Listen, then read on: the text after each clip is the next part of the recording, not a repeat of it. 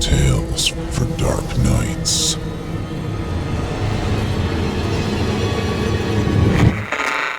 Want to make sure you never miss a Chilling Tales for Dark Nights video again? Be sure to subscribe and hit that bell to turn on notifications.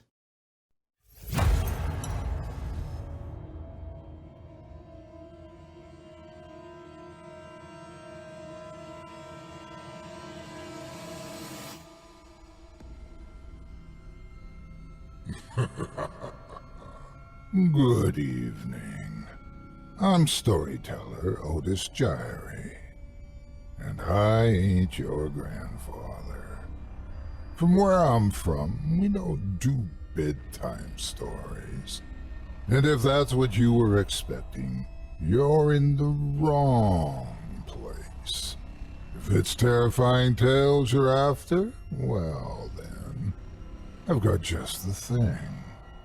Get comfortable, settle in, turn off the lights, if you dare. Your night is about to get a whole lot darker. Who needs sleep anyway?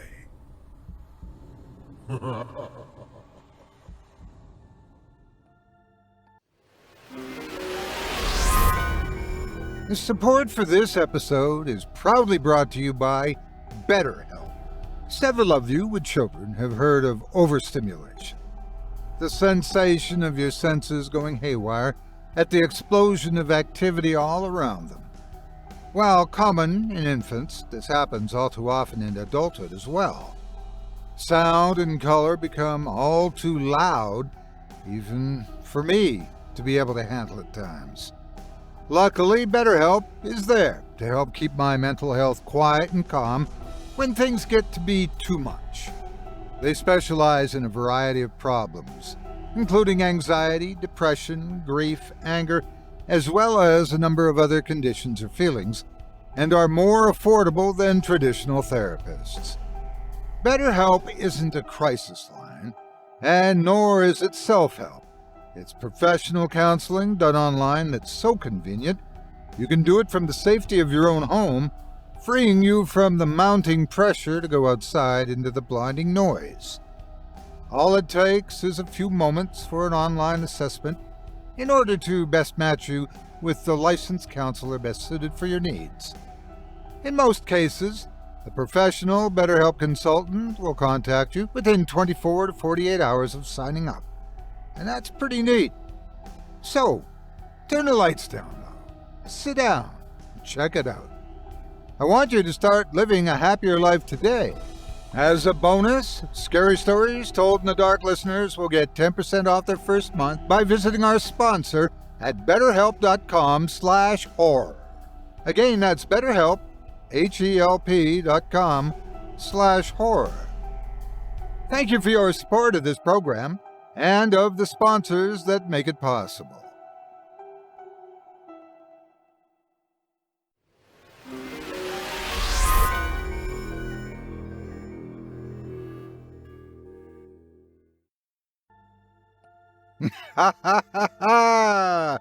Good evening, you're listening to Scary Stories Told in the Dark. Welcome to Season 9, Episode 8. I'm your host, Otis Jiry, and in this episode, I'll be performing 5 tales to terrify you, courtesy of author Kyle Harrison, about wrathful revenge, turncoat treasures, ascendant automatons, mutational medications, and grim gaming. You're listening to the standard edition of tonight's program, which contains the first 2 spine-tingling stories. If you'd like to show your support and enjoy an extended version of this and other episodes with twice the terror, visit simplyscarypodcast.com and click Patrons in the upper menu to sign up today. Thank you for your support. Now, it's time to take a walk together down the moonlit trail. So lock your doors, turn your lights down low, and settle in. The show is about to begin.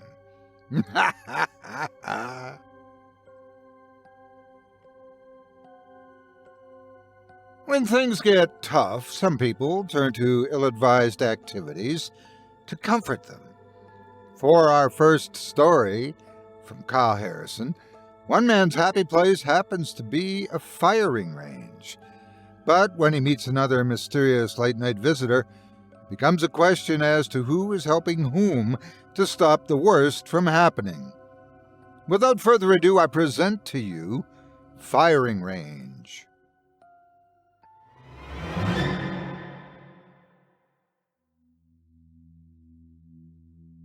I found the place one night after an especially heated argument with my ex.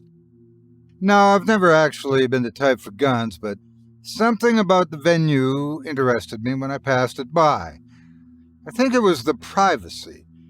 Open 24 hours, the bright, glimmering sign said, "The one employee, a half-asleep 70-something codger, let me on the range for free that first night." There was something very exhilarating about holding a weapon in my hands. I started coming back once every week, just to let off a little steam. The old man never asked questions, and getting some peace and quiet really helped me unwind. I think it was my 5th or 6th trip when I met her. I was standing in one of the booths getting ready to put on the protective earmuffs when I saw this black-haired girl enter the gallery wearing what looked like pajama pants and a flannel top. My first impression was she was way too young to even be here. She had to be maybe 14, definitely not the legal age. When she saw me looking, she gave me a sneer, and I have to admit I was actually disturbed by her. She looked like she had been through hell and back. Maybe she had. "Something on my face, old man?" she asked me, checking to see if her weapon was loaded. "Do you know how to use that thing?" I countered, gesturing to her gun in her hand. "Want to see?" She snapped back, waving the weapon in my face. "Whoa, sorry. I wasn't trying to be rude." "Next time, learn to mind your own business." She huffed as she finished putting the protective equipment on and went to her own booth. Nervously, I tried to redirect my attention to the target. I didn't want to be nosy, but it bothered me. Surely she shouldn't be allowed into a place like this. After I was done, I decided to walk to the owner and see if maybe he knew anything about her situation. "A girl? Here? Son, you must be crazy. I wouldn't let any kid out here on the premises." He huffed at me. "Well, check your cameras. I know she was here for at least a couple of hours." This time he laughed. "Does this look like the Taj Mahal? I ain't got any cameras. Never needed 'em," he cackled. I rolled my eyes at him and snapped, "Well, maybe if you put some in, you wouldn't need to worry about delinquents running around on your grounds firing guns." "Don't get an attitude with me, boy," he growled. I paid my fee and left, frustrated that he didn't seem the least bit concerned about this young girl that was using his firing range for her own personal training. What good could come from her learning to shoot? It made me worry, but at the same time, I knew there wasn't much I could do about it unless I saw her again. It didn't take long for that to happen. The next time I went, she was already there, firing at the targets like no tomorrow.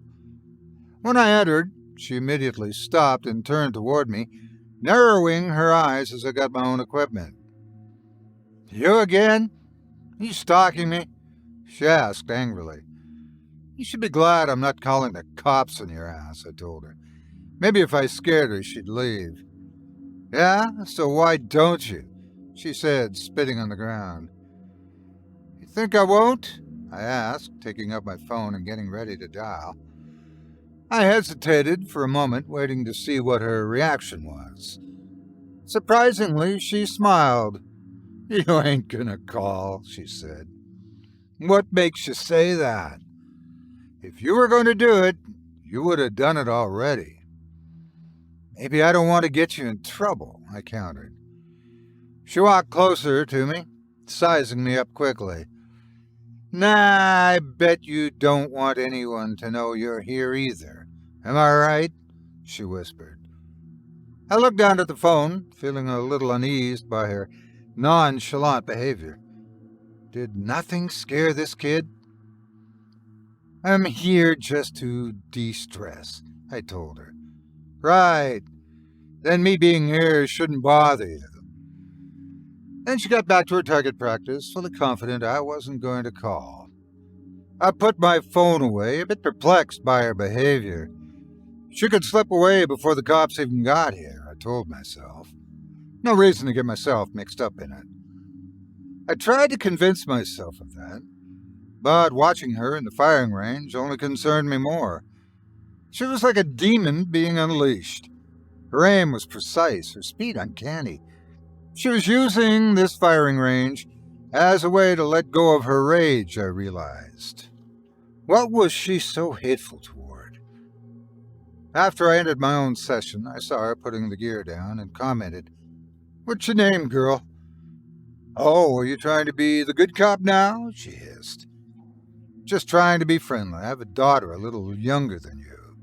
"Good for you," she said, preparing to walk toward the fire exit. "You don't have to be so hostile," I argued, following after her. What was I doing? Why did I care what this young girl was up to? Was I frightened by her demeanor? Worried about her welfare? I told myself that was the reason why. But another part of me knew that curiosity about her was the overwhelming factor.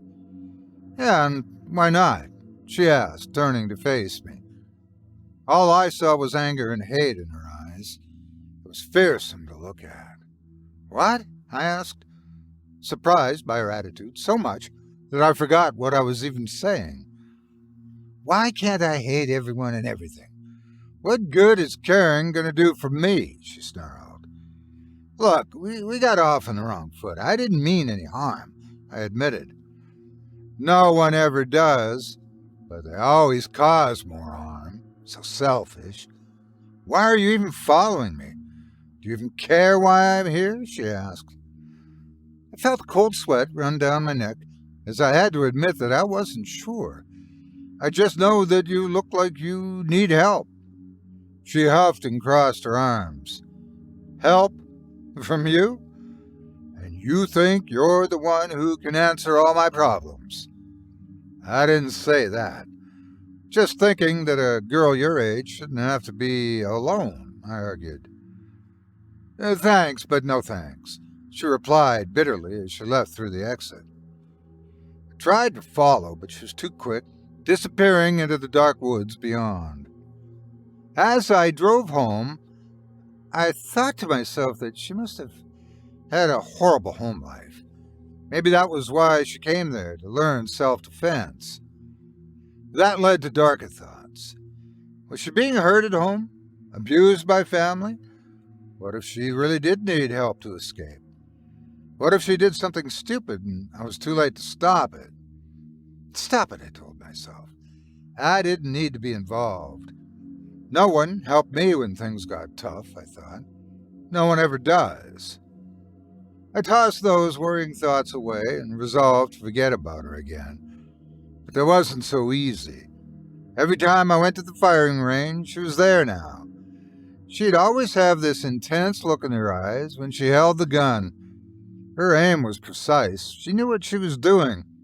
It bothered me to see her unload clip after clip into lifelike targets. Was she planning to hurt someone? Usually, I did my best to keep to myself. I had my own reasons for being there, and I wasn't about to judge a kid that I hardly knew. Heck, I didn't even know her name. But every time I went, it felt like she went out of her way to bother me. So much for wanting to be left alone. One particular evening, the conversation went a little further than I expected. She asked the real questions, and I wasn't ready. "You've been coming here for a few months now. Don't you think you've figured out what you're going to do yet?" she asked me as she put up her equipment. "I suppose I could ask you the same thing," I pointed out. "I know exactly what I'm going to do. I'm going to make people pay for hurting me. The way she said it so casually made my stomach twist into knots. It's that bad, is it? I said, trying my best to hide my own surprise and shock. Hey, you wouldn't understand, she snarled, turning away. Instinctively, I placed my hand on her shoulder. Wait, just try me. What did these people do to deserve this? There was a fire in her eyes that I couldn't ignore. It told me a lot about what I'd already suspected. Her pain was real. This wasn't simply acting out. Someone had broken this poor girl. It was no wonder she didn't trust anyone anymore. Did she even have anyone left to trust? They call me names. Other times they beat me, left me for dead. Sometimes they do much worse, make me wish that I was dead, she said as tears welled up in her eyes. Boys and girls both, treating me like trash just because I was different, because I chose not to be what they wanted me to be. Do you think that this is the answer? I asked, looking at the gun she'd just put down. I won't stop. I've tried being the good guy. I've tried earning their friendship. I'm tired of pretending that I'm fine, of hiding my anger and rage. This'll make them listen. She looked at me, and for a long, silent moment we connected. She knew my secret, too. You understand, I can tell. You've been disrespected, hurt, and tossed aside, like you're worthless. You're tired of that feeling, tired of being pushed down and forgotten. This isn't about me, I insisted. You sure? Because you think I haven't watched you the same way you watched me? I see that spark of revenge in your eyes. You're trying to give yourself an excuse to do what you don't have the courage to. Take revenge on the people that have wronged you. I was speechless. She was saying everything that I'd felt, and it made me want to die. I was trying to tell myself that I could be a monster. So what are you waiting for? What's holding you back? She whispered. I looked down at my own weapon, my hands clammy and pale. I didn't have an answer for her. She pulled away, a look of contempt on her face. You're scared of the consequences? Make them pay. Make them suffer for everything they've ever done. Make them remember you, she insisted. I decided to change the conversation, unnerved by the direction it was going. Strong words for someone that I don't even know, I told her. I don't have to answer to you, she responded without even batting an eye. Why don't you tell me exactly what it is you're planning to do? I don't have to answer you either, I said, taking a step back. She huffed, and here I thought we were getting somewhere. She shrugged and left the firing range, this time leaving a void in me of nagging doubts and fears. How did she know of the dark thoughts that had consumed me this past few months? How was I supposed to help someone if I couldn't even help myself? I felt even more lost and bitter than I had before, my guilt and anger mixing to make me think maybe I should just turn the weapon on myself. Make the world a better place, one less nasty heart to deal with. But I couldn't do that. Not until I stopped her from doing something insane. Not until I found a way to save her. It became my sole purpose to keep going. Maybe I can't save myself, but this young girl doesn't need to experience the consequences. She doesn't understand. At least I know what I'm getting myself into. This is what I told myself. Faulty reasoning to keep me afloat. We only met one more time after that. It was another typical night at the range, and she did her best to ignore me. I wanted to knock some sense into her because I saw the darkness she held inside her, and I recognized it was the same void that I'd been carrying for so long. It was unnatural how much she reminded me of myself. I looked down at the gun I was holding, then toward the target. I'd been to this range a dozen times, all for the same reason. Psyching myself up to do the unthinkable. Just pull the trigger and make the people that have hurt you pay. They deserve to suffer. That's what the girl had said. It was suffocating to be boxed into a life that I didn't choose for myself. I lost so much because of others. My family, my job. Don't I deserve to take it all back? The girl fired again, smiling as her target fell apart into tiny splinters. What was she planning to do? Was it any less gruesome than my own vendetta? We were here to be each other's advocates? Or to play the part of the conscience that needs to be rekindled? You can't do this, I said abruptly as our session ended, and we caught each other's eyes. Excuse me? You heard me. It's unthinkable. Whatever it is you're going to do or think you're capable of, you can't do it. You'll be throwing away your entire life, I told her. Yeah, she said as she started to chew some bubble gum. You sure that speech was meant for me, old man? I squirmed uncomfortably. She could see the same guilt written all over my face. I don't have anything left to live for, I told her. They've taken it all away. So what are you waiting for? Why are you trying so hard to save my soul? She spat back. Don't you get it? It's too late for me. How can you say that? I asked. She stepped closer to me, a shadow crossing over her face, and I held my breath. This young, vibrant girl was a fraud. Instead, what stood in front of me was a ghoul. Her skin peeled off immediately in the pale moonlight, her bone and tissue pushing through as her eyes dangled from her skull. Her body was yellowed and old, decayed with age, the very definition of a walking corpse. Instinctively, I fumbled backward into my booth. She smiled this grisly, otherworldly grin at me and kicked my weapon into my trembling hands. Go on then, pick it up, she whispered. I was too paralyzed to move. This only made her laugh. You're... I stuttered as she looked at her rotting shell.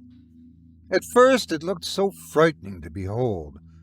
Then as she got closer, I saw only sadness. Bullet holes laced her body, ripping through her skin and turning it into cottage cheese.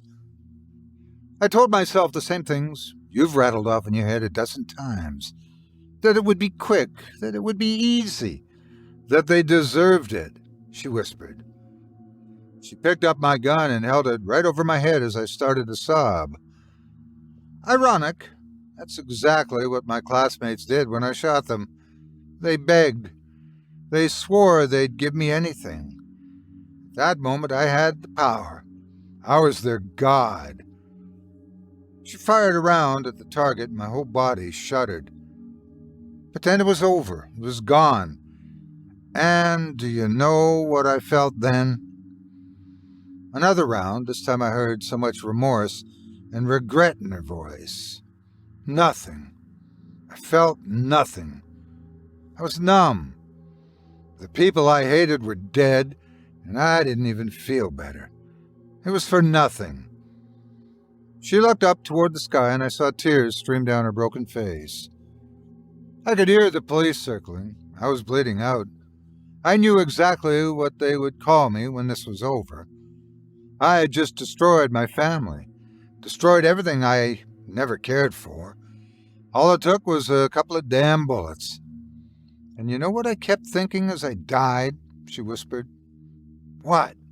I asked, barely even hearing my own voice. I was lost in her story of regret and violence. How much I wished that I had someone that had stopped me. Someone that had reached out to me. Someone that told me they cared before it was too late. She looked at me with hollow, dead eyes, and yet, at the same time, I'd never seen anyone so full of life. It was like I was looking at myself, and then she confirmed why she was really there. I wish I had met someone like you when it mattered. Then she turned the handle of the gun toward me and whispered, Don't make my mistakes. I took it and watched as she crumbled away, her ghostly face and body whistling into the night air. I sat on the cold ground for a long time, feeling the weight of that gun. It was heavier than I'd ever noticed before. Was this really something I could carry? How could anyone? I put the equipment away and paid the fee. The manager lazily took my money and muttered, "See you next week, bud." My mind flashed to all the dark thoughts I'd contemplated for so long, and then back to the girl at the firing range. The choices she'd made when no one had stopped her. Was that the path I really wanted to go down? Could I be for myself what I'd tried to be for her? There was only one way to find out. I tipped my hat to the owner and gave him a smile before fixing him a response. "No, I don't think you will."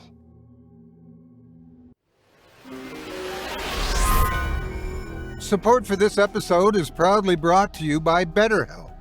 While the previous advertisement focused on the elements of overstimulation, this time I'm here to talk about the opposite. Have there been certain times in your life where the declaration of life, liberty, and the pursuit of happiness have lost their luster? Your favorite song you've had for the past 10 years suddenly becomes irritating and mundane. The favorite paintings you used to love to gaze at suddenly become utterly flat and uninspiring. Conversations with the people you love become obligatory and dreaded elements of your day-to-day.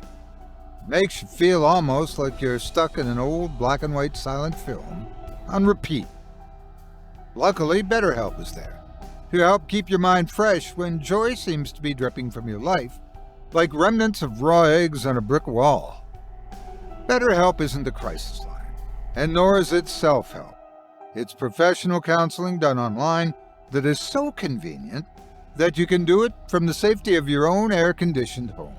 Their licensed professionals specialize in depression, stress, anxiety, anger, family conflicts, self-esteem, and a number of other personal difficulties.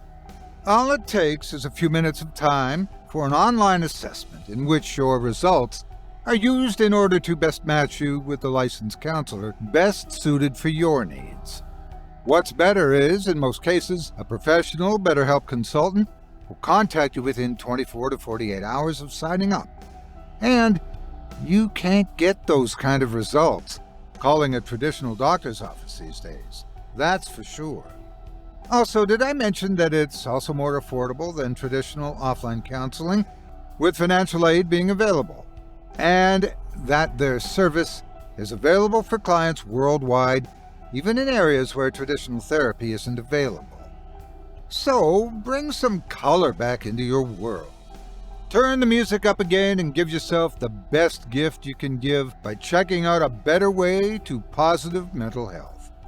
I want you to start living a happier life today. As an added incentive, Scary Stories Told in the Dark listeners will get 10% off their first month by visiting our sponsor at betterhelp.com/horror. Again, that's betterhelp, HELP.com/horror. Thank you for your support of this program and of the sponsors that make it possible.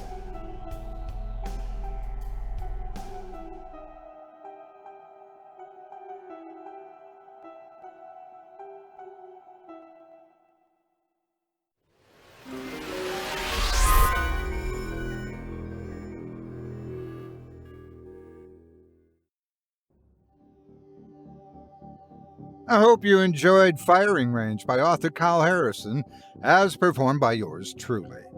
If you enjoyed that first tale and would love to read more from tonight's very talented author, you can help support them by visiting simplyscarypodcast.com/Harrison. Mr. Harrison is no stranger to this podcast, or to the many other who've viewed his extensive body of work on the internet and beyond.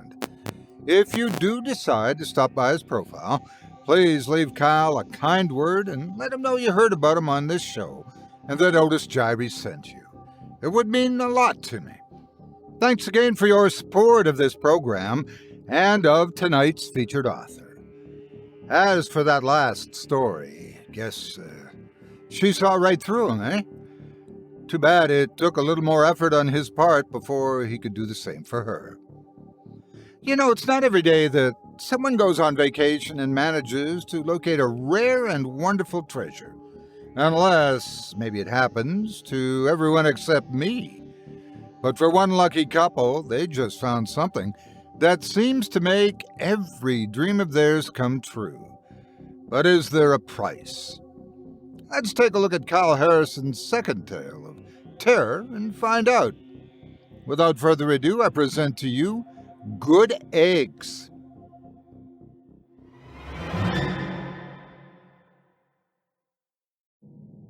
Summer homes are for rich people, Alan. I've been known to spend money on things that I don't need. Sometimes it can be hard to determine which products are necessities and which are simply desires. My wife, Brittany, is usually the one who keeps my head on straight, chiding me whenever there's a large receipt on our credit card bill, or switching the channel when a fancy new one comes on TV. Suffice it to say that I may have some impulse control. She says it stems from my upbringing. Growing up, I was basically never without.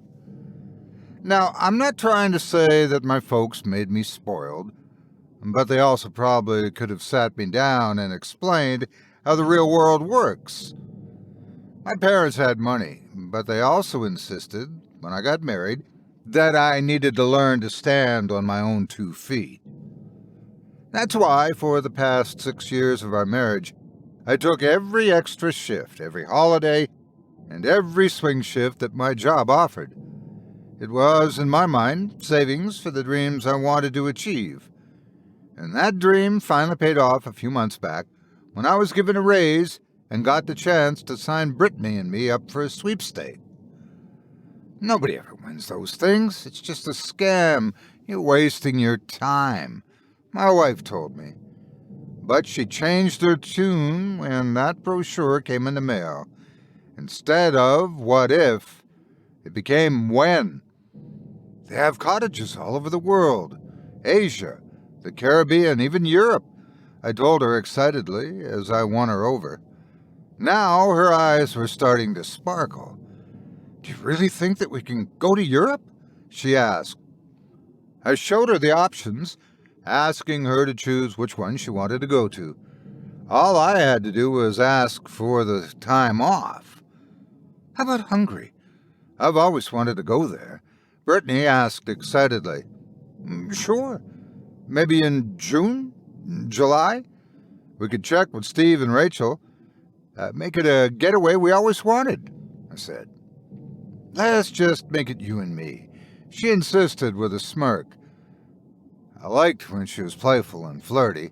It reminded me of our time dating, like we were kids again.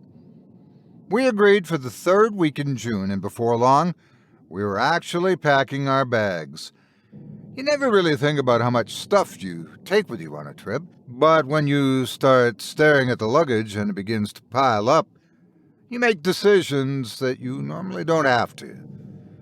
Budget was limited, and we knew we could only carry one overhead bag, so the stuff we thought we needed started to become less and less. It was a tough decision, figuring out what was a need and what was a want, but finally, Brittany said it best. Whatever we don't need, we can get when we get there, she said in exhaustion. That seemed the wisest choice. So, after the last few weeks passed, it was finally time to go. Getting there seemed to happen so quickly, we hardly got the chance to even take in the scenery. Admittedly, we were so invested in getting there that we didn't really focus on what was happening around us. The cottage itself was amazing. It felt like we were stepping back into time. Every part of the property was designed to resemble an antique, with cobblestone paths and perfectly blended wooden beams and stone mortar. It was everything we had ever hoped for and more. Oh, I could stay here forever, my wife said as we took in every part of the retreat. It felt good to see her smile, and to know that the hard work I'd put in was finally paying off. The beautiful countryside and tranquil noises we heard on a daily basis were enough for anyone to get lost in a daydream. But eventually, I decided not just to take it all in, but actively find ways to enjoy it. So I sat up on the recliner and took out my laptop. Then, when I activated the system, I discovered I didn't know what the Wi-Fi password was. It was the first time that I had done so, and I guess I was on autopilot, assuming that we would be connected. So I got up, carrying my laptop from place to place, trying to search for a signal. But I wasn't picking up a thing. "What are you doing?" Brittany asked as she stepped out of the shower and saw me standing there looking like a fool, waving my computer around like some type of divining stick. The internet's down, but I can't seem to pick up a signal," I admitted. "I saw a breaker box in the basement. Maybe it's connected down there," she suggested as she started to blow-dry her hair.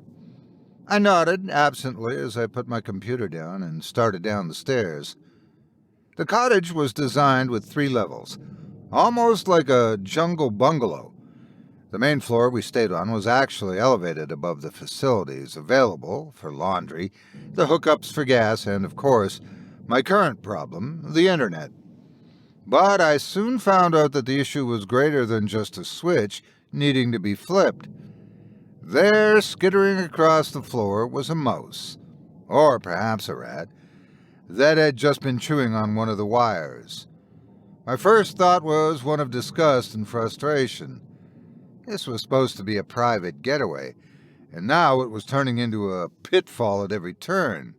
But I tried not to overreact and watched as the mouse pushed its little body through the floorboard to the crawl space below. I went back upstairs to tell Brittany I was going to grab some supplies to get under the cottage. "Why are you doing that? Shouldn't your boss be able to send someone out?" she asked. "Oh, it shouldn't take more than 5 minutes," I assured her as I found a few tools in one of the pantries and made it to the door. Just my luck, the rain started again as I got down on my knees to try to see a place where I could fit under the property. My plan was simple: find the nest where the mice were hiding, and then buy some traps to rid us of the problem. If we were going to be here for a while, I didn't want these vermin to cause a bigger problem. I never made it that far, though, because something else, just as unique, caught my attention. I was waving the flashlight back and forth amid the crawl space, trying my best not to let any type of claustrophobia get the better of me, when I saw a tiny, oval-shaped egg near the center of the house. As I got closer, I realized that it appeared to be buried in a mound of dung, giving the entire segment of the house this weird, rotten smell. Curious, I began to push my fingers and free the egg, puzzling over the fact that it appeared to be as hard as a rock and black as night. Slowly, I pushed my body back out of the hole and stood up, getting a better look at the large, dark egg in the light.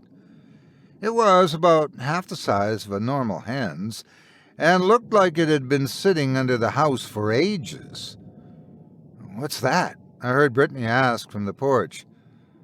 A crack of thunder surprised us as I ran up the steps to where she was standing, and I showed her the thing, remarking, "Found it under the house. What do you suppose it is?"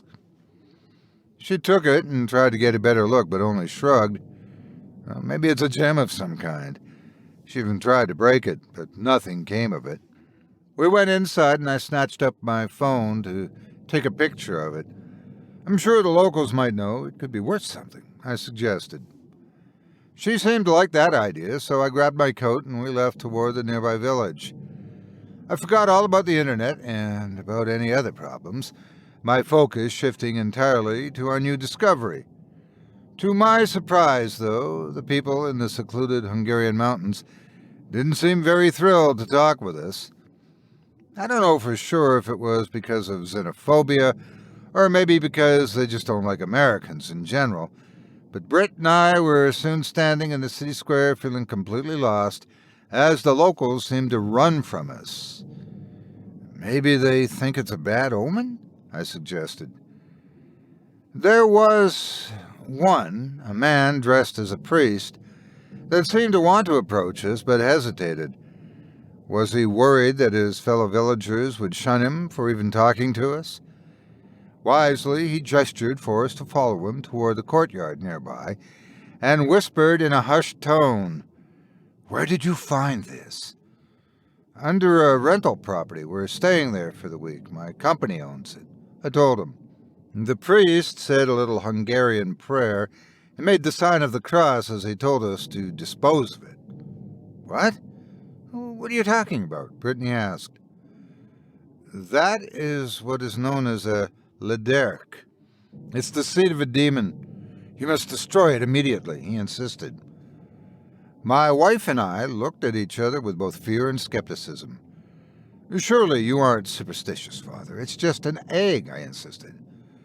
The priest mumbled several more prayers as he refused to talk to us any further, and soon Britt and I found ourselves wandering back toward the trails that led to the isolated cottage. As we did, she started to furiously search online for any information on the weird name the priest had given the egg. Meanwhile, I held it close to my body, finding its surface curiously warm. "Alan, listen to this!" She squealed excitedly as she grabbed my arm. "Ouch! What is it?" I asked. "It's an article on the egg. The Lederk is said to give its owner endless bounties wherever your heart desires. To whomever holds it, any wish can become reality. You think any of that could be true?" She wondered as we made it up the steps. If so, that priest was trying to get his own paws on it. What a scumbag, I realized as we looked at the dark egg again. "It's got to be just an old wives' tale," Brittany said with a nervous chuckle. We didn't say anything as we both just stood there in the den, staring at the egg and pondering over what to do about it. "Well, clearly no one here wants it, so why don't we just take it home?" I suggested. Brittany's eyes widened in surprise and glee. Clearly she was thinking the same thing. "It would be okay, right? I mean, it's not like it's really lucky. It just looks so cool," she suggested. We were in agreement without even so much as a second thought, and the strange collectible seemed to shine a little brighter as a result. The rest of our week seemed to be boring in comparison. Every day, Brittany and I were imagining what we thought the bizarre egg might bring us. It's like we were waiting for it to hatch or something. I know it's probably sounding silly, but like I said before, neither of us had ever had a good life growing up. This was our chance to really get a taste of that. There was also a growing unease between us and the village. We tried to enjoy the sights and sounds of the area, but after the discovery of the egg, they treated us differently. "Maybe they're jealous," Brittany teased. She liked to polish the strange object or hold it close. It made it seem special when she suggested that others wanted our prize, and in time I accepted that idea. But still, nothing indicated that the egg would cause anything special to happen, and some of the information we found gave it a sinister connotation. The connections to devil worship and succubuses were a little unnerving and made me reconsider what the priest warned. But altogether, it just seemed like a knick-knack.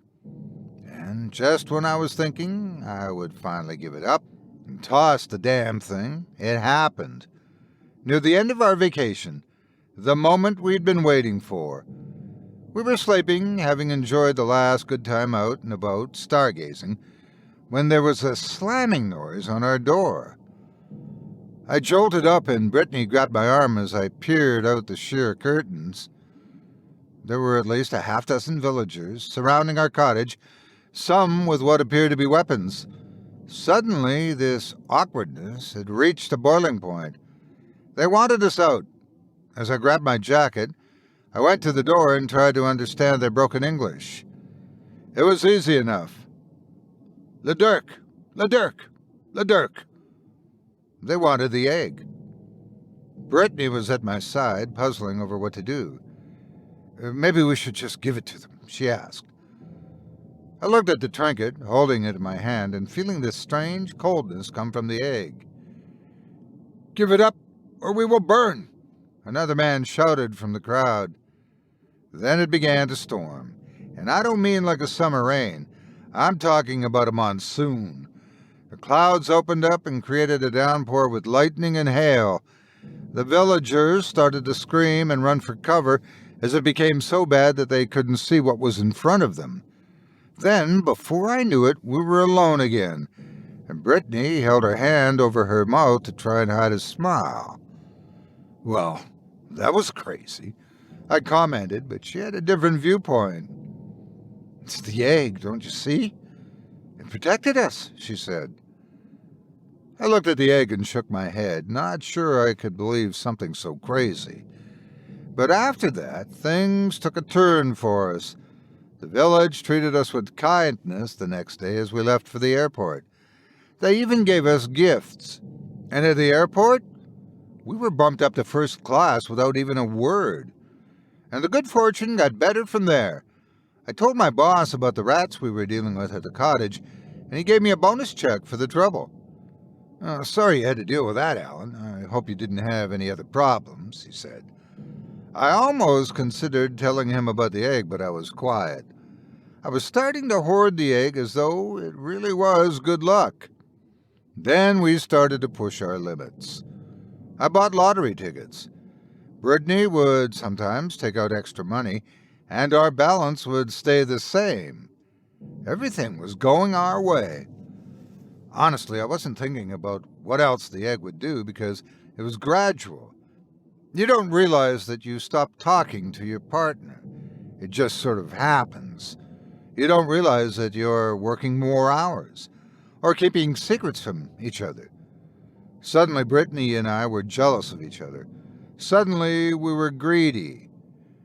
I remember one time I couldn't find the egg and lashed out at her. It got to the point where I was bruising her, and then in my frustration, I realized she never had it at all. It had simply fallen behind the bed. Oh, Brittany, I'm so sorry, I said. But instead of responding in fear or even anger, she responded with the same vicious desire to hold the egg. It was never enough. Suddenly, we were fighting over it on a daily basis. We would want our wish to be the one that was granted, and neither of us could see what was happening to our marriage, to our happiness. Then one day, when she was at work, I went to check on the egg and I saw something that changed everything. It wasn't as shiny as before. It was dull, and my entire attitude changed. I can't explain it, but suddenly I was repulsed by this thing. Why had we kept it for so long? Had it actually caused us any good fortune that we had, or was it all our imagination? I grabbed the stone in frustration and made for the den. I was tired of being a slave to this thing. Then, suddenly, Brittany came in early from work. Her eyes were full of rage and horror. What are you doing? Are you crazy? She ran to grab it. It's not worth it. Don't you see? We've been at each other's throats for weeks now, and it's gotten worse. Look at your arm. Look at my face. This thing is making us animals, I told her. You can't smash it. We need it. This is our whole life you're throwing away, she insisted. This stone isn't what gave us happiness. We were happy before we found it. Don't you remember, babe? I asked desperately. And she couldn't see it for the false idol that it was. And just to prove my point, I raised the egg up and slammed it down to the floor. But to my surprise, it didn't shatter. It bounced. It pushed itself seemingly through the air toward my wife, and she clawed for it, eager to wrap her fingers around the stone. Brittany, stop. It's not worth it, I told her. And she wasn't listening, though. She was still grasping the egg like it could make everything better. And maybe it could, but I didn't want a part of it anymore. Brittany, listen to me. It's either that thing goes, or I do, I warned. Her eyes shone with darkness again, and I knew her mind was made up. "Go then. What need do I have for you when I have this?" she shrieked. Her eyes were rushing with tears. "Listen to yourself. This isn't you. It's got you under some kind of spell," I insisted. But she didn't want to stop it. She pulled away from me and ran. I watched as she left me that night, with little more than the clothes on her back, and suddenly I felt an emptiness inside my soul. It was as wide as a valley and probably deeper than the ocean. But it wasn't her that I was suddenly missing. It was the egg. And I realized at last what it had taken from me. I felt nothing. I was nothing. I held it together for a few more moments and tried my best to smile as I realized that I was okay with that. I didn't need anything. And the emptiness was welcome here.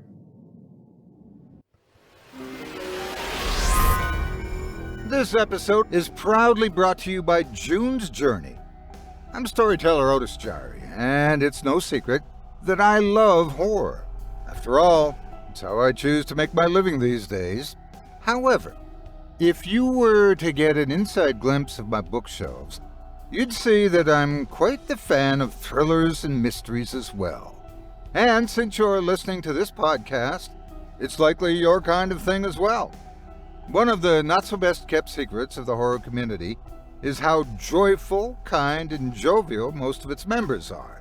And it's in that vein that I have to tell you about a new game in your very own app store that combines all of the things we love to fear called June's Journey. In this hidden object murder mystery game, you'll awaken your inner true crime detective and step right into a thrilling adventure set in the heart of the Roaring Twenties. You play as June Parker, an amateur sleuth investigating the mysterious death of her sister. I like to sit down, open my phone, and search for the hidden objects and clues, collect them to unwind after an arduous day. June's Journey provides endless hours of fun, with thousands of intricate scenes and new chapters every week. And what's better is it's free to download on your phone or your tablet, and is available on both Android and Apple app stores. So, what are you waiting for?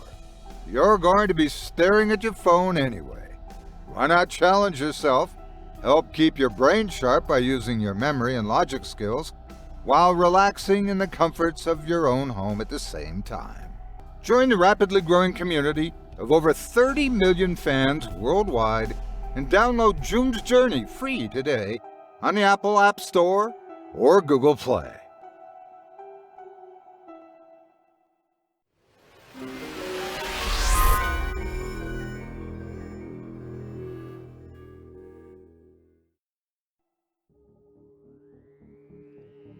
I hope you enjoyed Good Eggs by author Kyle Harrison, as performed by yours truly.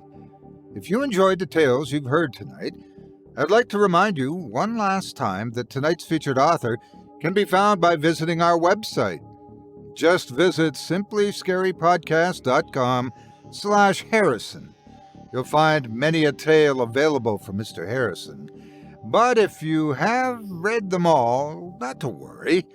He always has room for more. As a reminder, if you decide to give any of this talented author's stories a read, please consider leaving them a quality review and a kind word, or a thoughtful public comment and an upvote, and be sure to let them know you heard about them on this program and that me, Otis Jiry, sent you. It means more to me than you can imagine, and I'm sure Kyle would much appreciate it as well. Thanks again for your support of this show and of tonight's featured author. Now, before we go, I'd also like to take a moment to thank you personally for joining me on this episode of Scary Stories Told in the Dark. If you enjoyed what you've heard on today's program, please take a moment to stop by our iTunes page or wherever else you listen to your favorite podcasts and leave us a 5-star review and a kind word. It makes a huge difference and would mean a lot to us. If you'd like to hear a premium, extended edition of tonight's and all of our other episodes, featuring twice the terror, visit simplyscarypodcast.com today and click the Patrons link in the menu at the top of the screen. You'll find yourself at chillingtalesfordarknights.com, where you can purchase season passes for this podcast and our other quality storytelling programs, or become a patron for as little as $5 per month and get access to our entire audio archive dating back to 2012, all of it ad-free. If you happen to use Facebook, Twitter, Instagram, or YouTube, you can follow and subscribe to Chilling Tales for Dark Nights there, where you'll get all of our latest updates and new releases and have the chance to interact with us each and every week. You can subscribe to me on YouTube as well at the Otis Jiry channel, where you'll find releases of my series, Horror Storytime, dating back to 2014. And you can find me on Facebook, Twitter, and Instagram too. Just search for Otis Jiry. Until next week, stay spooky and get some sleep. If you can.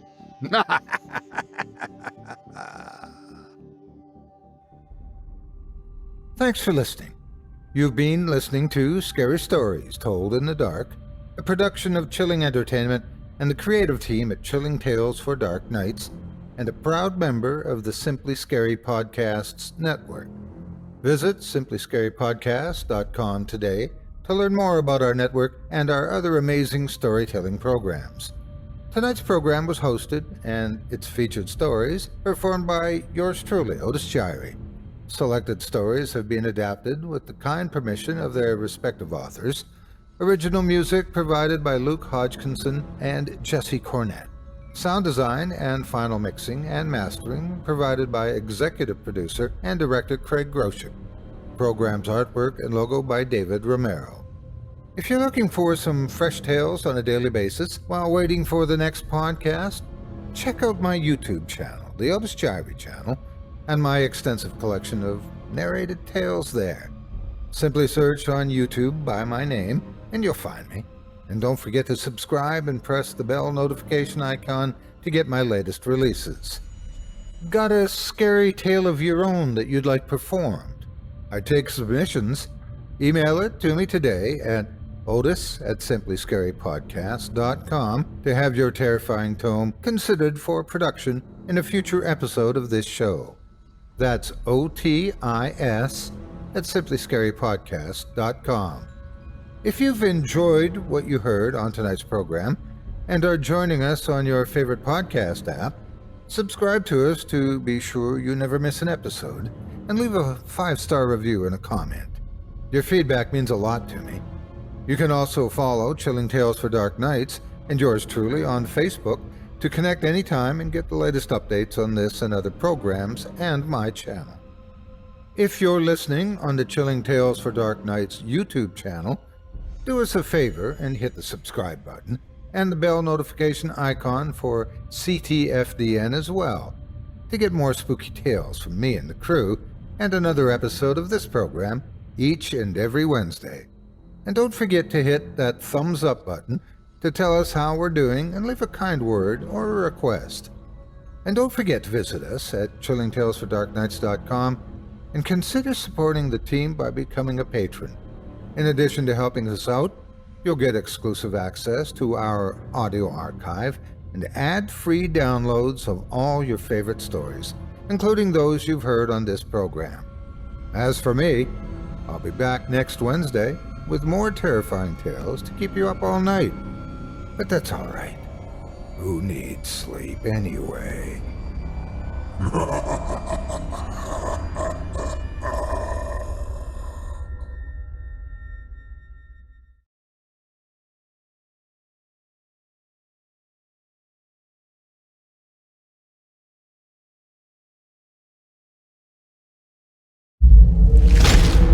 Chilling Tales for Dark Nights.